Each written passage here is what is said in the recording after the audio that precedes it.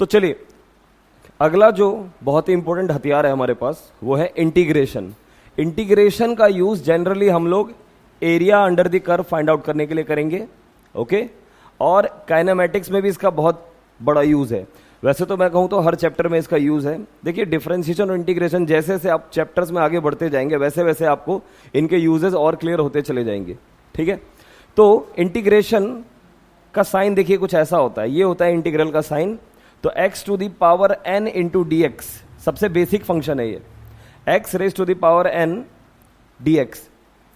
इसका जो इंटीग्रेशन होता है ये होता है x raise to the power n plus 1 upon में n प्लस 1। सबसे बेसिक फॉर्मूला ये है और आपको ये याद रखना चाहिए, ठीक है।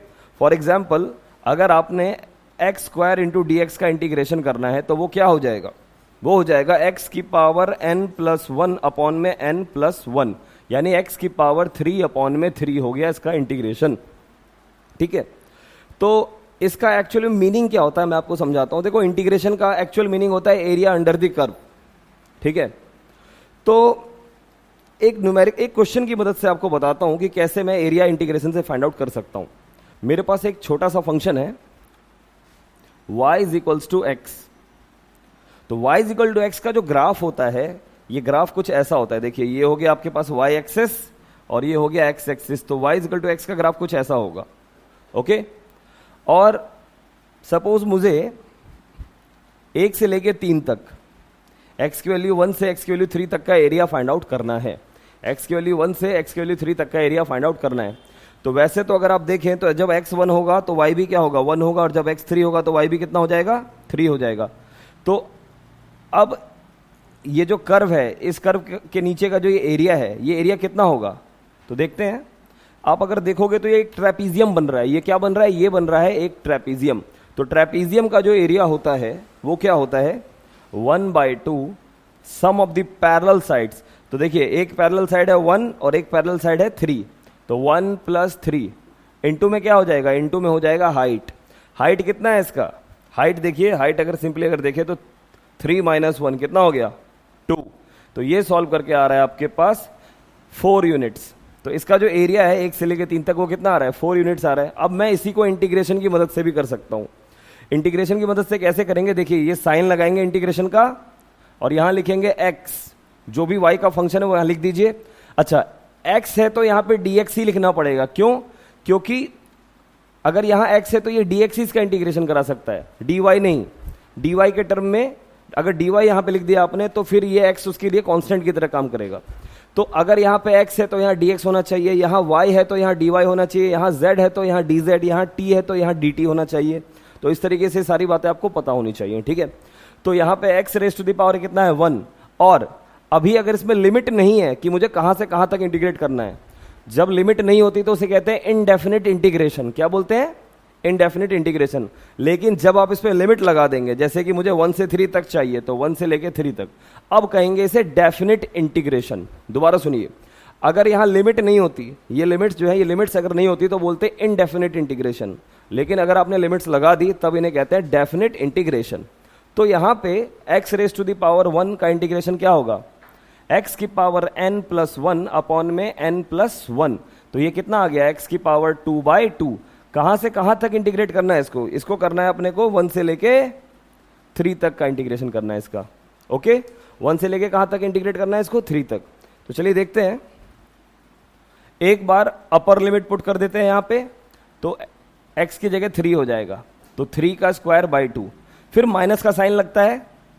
यहां पे आप डेफिनेट इंटीग्रेशन करना भी सीख जाएंगे। देखिए, जब आपने इंटीग्रेशन कर लिया तो एक बार आप अपर लिमिट पुट कर दीजिए। तो अपर लिमिट कितना है, 3, तो 3 का स्क्वायर बाई 2। और फिर आप लोअर लिमिट पुट करेंगे। लोअर लिमिट कितना है, 1, तो 1 का स्क्वायर अपॉन में 2। तो ये कितना आ गया, 9/2 माइनस का 1/2। तो जब आप इसे सॉल्व कर लेंगे तो कितना आ जाएगा, ये आ जाएगा 8/2। और ये कितना आ गया, 4 यूनिट। तो देखो, ये दोनों रिजल्ट क्या कर रहे हैं, एक दूसरे को मैच कर रहे हैं। ये दोनों रिजल्ट कर रहे हैं ना एक दूसरे को मैच।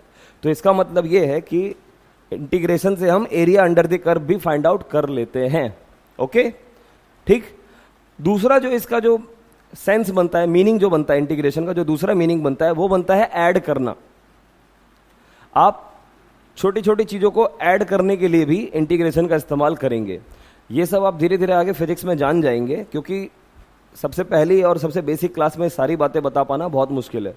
देखिए, सबसे ज़्यादा ज़रूरी है कि आप लोग पेशेंस रखिए। एक 11th क्लास का जो स्टूडेंट जो बिगनर होता है उसको पेशेंस रखना बहुत ज़्यादा ज़रूरी है, ठीक है। ये कैलकुलस का जो भी पार्ट है, डिफरेंशिएशन, इंटीग्रेशन, ये स्टार्टिंग में आपको बड़ा अजीब लगता होगा कि ये क्या है, क्योंकि अभी हम आपको बहुत सारी बातें बता भी नहीं सकते। जैसे जैसे टाइम बीतता जाएगा और आप समझदार होते चले जाएंगे, वैसे वैसे आपको खुद पता चलने लगेगा कि इसका यूज़ कैसे क्या होता है, ठीक है। तो इसीलिए अभी हम बहुत ज़्यादा बातें नहीं कर सकते इस वीडियो लेक्चर में, ठीक, ओके। तो ये था बेसिक इंटीग्रेशन। कुछ और इंटीग्रेशन के छोटे छोटे रूल्स हैं जिन्हें आपको याद रखना चाहिए। अगला रूल है कि साइन एक्स डी एक्स, यहां पे क्या है, sine x d x. Sine x d x का इंटीग्रेशन होता है माइनस कॉस एक्स, याद रखिएगा। साइन एक्स डी एक्स का इंटीग्रेशन क्या होता है, माइनस कॉस एक्स। वैसे यहां पे इंडेफिनिट इंटीग्रेशन जब भी आप करेंगे तो साथ में कांस्टेंट टर्म भी ले लेते हैं, ओके, साथ में कांस्टेंट टर्म भी आता है, और आप ये कांस्टेंट टर्म फाइंड आउट भी कर लेंगे आगे चल के, आप इन्हें फाइंड आउट भी कर लेंगे कि ये कांस्टेंट टर्म क्या होता है, ठीक है। फिलहाल लेकिन ऐसे ही रहने दिया जाए इसे। अब इसी तरीके से cos x dx, cos x dx का जो इंटीग्रेशन होता है sin x प्लस सी, और पीछे जो x raise to the power n था उसका भी क्या था, x की power n plus one upon में n प्लस वन, साथ में प्लस सी लिखना पड़ेगा। मतलब जब भी आप इंडेफिनिट इंटीग्रेशन करेंगे तो साथ में आपको कांस्टेंट टर्म भी लिखना पड़ेगा, ठीक है। इसके बाद एक और बहुत ही important function e raise to the power X, exponential function. Exponential function का integration e raise to the power X ही रहता है, ये बदलने वाला नहीं है, ठीक है। इसके अलावा 1/x dx, 1/x dx का क्या होता है भाई, log x। ये कुछ बेसिक हैं, इन्हें आप याद रखिए, कुछ बेसिक रूल्स हैं, इन्हें याद रखो आप, ठीक है। फिजिक्स में आपको इससे ज़्यादा की जरूरत नहीं पड़ेगी, इससे ज़्यादा अगर डिटेल में गए तो फिर वो मैथ्स में आ जाएंगे हम लोग, और उसकी जरूरत हमें पड़ेगी नहीं अभी, ठीक है। चलिए, तो ये तो छोटे छोटे रूल्स हैं जो आपको याद कर लेना है। अगला जो हमारे पास टॉपिक है बहुत ही इंपॉर्टेंट है, इंटीग्रेशन बाय सब्सटीट्यूशन। देखिए, कुछ छोटे छोटे मतलब थोड़े से कॉम्प्लेक्स कहता हूं मैं, थोड़े बहुत कॉम्प्लेक्स फंक्शंस आएंगे इंटीग्रेशन में, तो वहां पे आपको सब्सटीट्यूशन का यूज करना पड़ेगा, जैसे हमने डिफरेंशिएशन में भी किया था, ठीक है, चेन रूल में। उसे मैं तो उसे सब्सटीट्यूशन रूल ही कहता हूं। तो आपको सब्सटीट्यूशन करना पड़ेगा, लेकिन फिजिक्स में बहुत लिमिटेड है, बहुत लिमिटेड इंटीग्रेशन की जरूरत पड़ेगी। मैं अगर आपको कहूं तो मेंस और नीट तक तो आपको जरूरत नहीं पड़ेगी बहुत ज़्यादा कॉम्प्लेक्स फंक्शंस का इंटीग्रेशन करने के लिए। एडवांस में पढ़ सकता है, तो वो उसके लिए तो जैसे जैसे आप मैथ्स में आगे बढ़ेंगे तो आप 12th की मैथ्स में सीख जाएंगे पूरा इंटीग्रेशन, वहाँ पे पूरा चैप्टर ही है, ठीक है। देखिए, एक छोटा सा फंक्शन लेते हैं, cos 3x इंटू का dx। क्या लिया हमने, cos 3x इंटू dx। इसका इंटीग्रेशन करना है। अभी लिमिट नहीं दे रहा मैं, अभी इंडेफिनिट कर रहे हैं इसको। तो देखिए, cos 3x dx जो है तुम्हारे पास, इसका इंटीग्रेशन आप जानते ही नहीं है। क्यों? क्योंकि आपने तो पढ़ा हुआ है इसका इंटीग्रेशन, आपने पढ़ा है भाई cos x dx का इंटीग्रेशन, जो कि आप जानते हैं कितना होता है, जो कि होता है sin x प्लस सी, ठीक है, sin x प्लस सी, आप सिर्फ ये जानते हैं, ठीक है। तो लेकिन इसकी मदद से मैं इसका इंटीग्रेशन कर सकता हूं। कैसे? देखिए, एक सिंपल सा रूल है, बस आपको उसे ध्यान रखना है। जो रूल बताऊं उसको ध्यान रखना है, इसमें अभी ज्यादा इफ एंड बट्स नहीं लगाने, ठीक है। अब वो रूल क्या है, रूल देखते हैं, ओके। तो देखिए, cos के लिए इस पूरे को मान लेते हैं, ये cos के लिए पूरा का पूरा x है, तो cos x का क्या होता है, sin x। तो इस क्या लिखेंगे, sin x, x की जगह पूरा लिख दो 3x, और नीचे क्या करना है, नीचे कर देना है d/dx ऑफ ये वाला फंक्शन 3x। तो 3x का डिफरेंशिएशन 3 होता है, ये मैं डिफरेंशिएशन में बता चुका हूं आपको। तो ये क्या आ गया, ये आ गया sin 3x अपॉन में 3, ओके। इसी तरीके से एक और एग्जांपल लेता हूं, जैसे मान लो e की power x into d x का करना है मुझे इंटीग्रेशन, सॉरी यहां ले लेते हैं 3x, e की पावर x का तो जानते ही हैं, इसका इंटीग्रेशन करना है। तो लेकिन अपन लोगों ने पढ़ा होता है सिर्फ किसका, अपन लोगों ने पढ़ा होता है e की पावर x dx का इंटीग्रेशन, और जो कि कितना होता है, e की पावर x ही होता है प्लस c। अब मैं c बार बार नहीं लिखूंगा, आप समझ जाना कि c लिखा जाता है। तो देखो सुनो, इसकी मदद से इसको सॉल्व कर लेते हैं। थोड़ी देर के लिए ये पूरे को क्या मान लेंगे हम लोग x, तो e की पावर x का तो e की पावर x ही होता है, तो यानी कि e की पावर 3x ही रहेगा। लेकिन नीचे क्या कर देना है, नीचे d by d x of 3x करना है। तो ये कितना आ गया, e की पावर 3x अपॉन में 3। तो ये हो गया इसका सिंपल इंटीग्रेशन। तो समझ में आ गया सभी को। तो ये कुछ छोटे छोटे इंटीग्रेशन है जो थोड़े से कॉम्प्लेक्स है, उनसे थोड़े से आपको फिजिक्स और केमिस्ट्री में से ज़्यादा की जरूरत नहीं पड़ने वाली है।